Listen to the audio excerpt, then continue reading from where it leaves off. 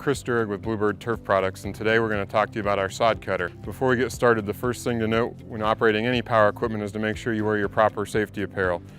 Safety glasses, gloves, hearing protection, and a good pair of work boots.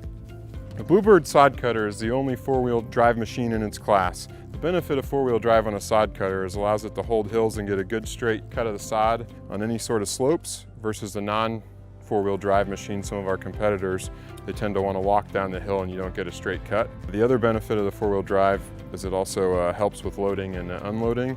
And another thing to note, we are a 5-speed machine, 4 forward, 1 reverse.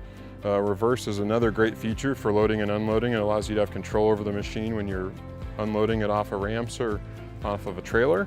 It also, if you get up into any obstruction, it allows you to back away from the obstruction versus manhandling it, as these machines weigh about 325 pounds. Speeds 3 and 4 are for transport only. If you are in 3 or 4 in transport mode and engage the blade, it automatically drops you down into cutting speed. Our cut of height is very intuitive. We've got 0 to 2.5 inches in 1/4 inch increments, and you can see the nice chart here. Today we're going to be cutting at 1 inch. So we're just going to go ahead and thread the pin in here to 1 inch setting.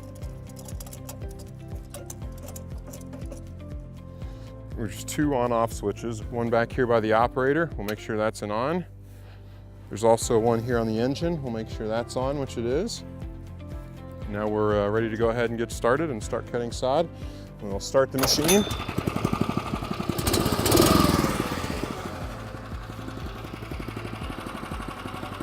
Put it in gear, engage the blade, and give it some throttle.